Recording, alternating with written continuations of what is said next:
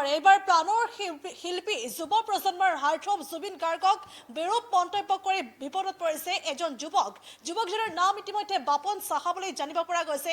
বাপন সাহাই সামাজিক মাধ্যমত বিৰূপ মন্তব্য কৰিছিল প্ৰাণৰ শিল্পীগৰাকীক আৰু ইয়াৰ পাছতে জাঙুৰ খাই উঠিছে এতিয়া জুবিন অনুৰাগী আৰু কাষ চাপিছে আৰক্ষীৰ। আমি পুনৰলৈ কৈছোঁ প্ৰিয় শিল্পী জুবিন গাৰ্গক লৈ এইবাৰ সামাজিক মাধ্যমত বিতৰ্কিত মন্তব্য কৰিছিল এজন যুৱকে আৰু যুৱকজনৰ নাম ইতিমধ্যে বাপন সাহা বুলি জানিব পৰা গৈছে আৰু বাপন সাহাই সামাজিক মাধ্যমত প্ৰাণৰ শিল্পী জুবিন গাৰ্গক লৈ কটু মন্তব্য কৰিছিল, বেয়া মন্তব্য কৰিছিল আৰু যাৰ বাবে এতিয়া ক্ষোভিত হৈ পৰিছে জুবিন অনুৰাগীয়ে এতিয়া ক্ষুব্ধ হৈ পৰিছে আৰু এই বিষয়টোক লৈ ব্যাপক চৰ্চা লাভ কৰিছে।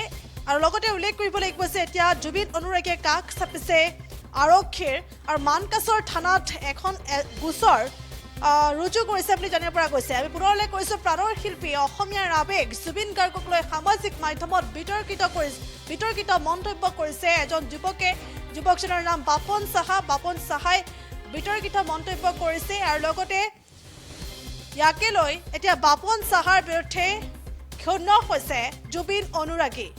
মানকাছৰ থানাৰ অন্তৰ্গত চক বজাৰত থকা বাপন সাহা নামৰ এজন যুৱকে সামাজিক মাধ্যমত প্ৰাণৰ শিল্পী জুবিন গাৰ্গক লৈ বিৰূপ মন্তব্য কৰিছিল আৰু ইয়াৰ পাছতে ক্ষুণ্ণ হৈ পৰিছে মানকাছৰৰ জুবিন অনুৰাগী আৰু এই বিষয়টোৱে এতিয়া ব্যাপক চৰ্চা লাভ কৰা পৰিলক্ষিত হৈছে আৰু সম্প্ৰতি জুবিন অনুৰাগীয়ে কাষ চাপিছে আৰক্ষীৰ আৰু ৰুজু কৰিছে গোচৰ। এই মুহূৰ্তত কিছু মন্তব্য আছে, সেই মন্তব্য আগবঢ়াইছোঁ।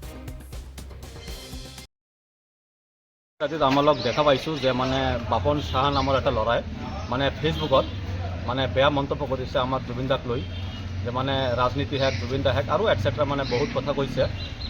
এইটো দেখি আমাৰ লগত বহুত বেয়া লাগিছে, কাৰণ আমালোক জুবিন অনুৰাগী হয়, আমালোক জুবিনক ভাল পাওঁ। তো আমালোক সেইকাৰণে সকলোৱে মিলি আজি এটা আমাৰ থানাত এজাহাৰী দিলোঁ আৰু যে মানে যাতে এইটো কাৰণে মানে আমাৰ প্ৰশাসনে সঠিক সিদ্ধান্ত আৰু মানে বিভিন্ন ব্যৱস্থা যাতে লয়, এইটো লাগে মই হয়। যোৱাকালি আমি সামাজিক মাধ্যমত পালোঁ আমাৰ প্ৰাণৰ শিল্পী, আমাৰ যুৱ প্ৰজন্মৰ হাৰ্টথ্ৰব জুবিন দাক লৈ এটা বেয়া মন্তব্য কৰা পালোঁ আমি। আমাৰ সামাজিক মাধ্যমত দৃষ্টিগোচৰ হৈছে। এইটো একচুৱেলি ল'ৰাজন বাপন সাহা, মানকাছৰ চক বজাৰত ঘৰ হয়, বহুত বেয়া মন্তব্য কৰিছে। তো আমি জুবিন অনুৰাগী হিচাপে জুবিন দাক আমি কিমানখিনি ভাল পাওঁ সেয়া আমি ৰাইজক প্ৰমাণ দিয়াৰ দৰকাৰ নাই, সেয়া আমাৰ অন্তৰে জানে, আল্লাহ ভগৱান ঈশ্বৰে জানে আমি জুবিন দাক কিমানখিনি ভাল পাওঁ। তো সেই মন্তব্যটো আমাৰ ভাল লগা নাই।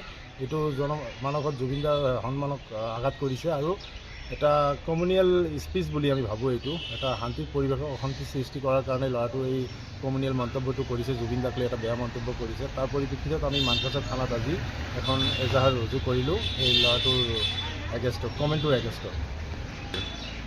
এইটো বেংগলী ভাষাত এটা কমেণ্ট কৰিছিলে যে জুবিন গাৰ্গে বেয়াকৈ এটা কমেণ্ট কৰিছিলে আৰু এইটো আমি হেৰি কৰি দি দিছোঁ, আমি এফআইআৰ কপিত এইটো পিন আপ কৰি দি দিছোঁ, কমেণ্টটো প্ৰিণ্ট আউট কৰি পেলাই। আমি আৰক্ষী বিষয়ক এটা আবেদন জনাওঁ আমাৰ দক্ষিণ হালমাৰা জিলা আৰক্ষী প্ৰশাসনক যে কমেণ্টটোৰ এগেইনষ্টত ল'ৰাটোৰ উচিত ব্যৱস্থা গ্ৰহণ কৰিব লাগে, যাতে পৰৱৰ্তী সময়ত কোনো মানুহ জুবিন দাৰ বিষয়ে এনেকুৱা বেয়া মন্তব্য কৰিব নোৱাৰে। আৰু আৰক্ষীৰ ওপৰত আমাৰ সম্পূৰ্ণ আস্থা আছে আৰু বিশ্বাস আছে, আৰক্ষী সতত আৰু নিষ্ঠাৰে এই ক্ষেত্ৰত নিজৰ দায়িত্ব পালন কৰিব বুলি আমি সম্পূৰ্ণৰূপে আশাবাদী। আমালোক দেখা পাইছোঁ যে মানে বাপন সাহা নামৰ এটা ল'ৰা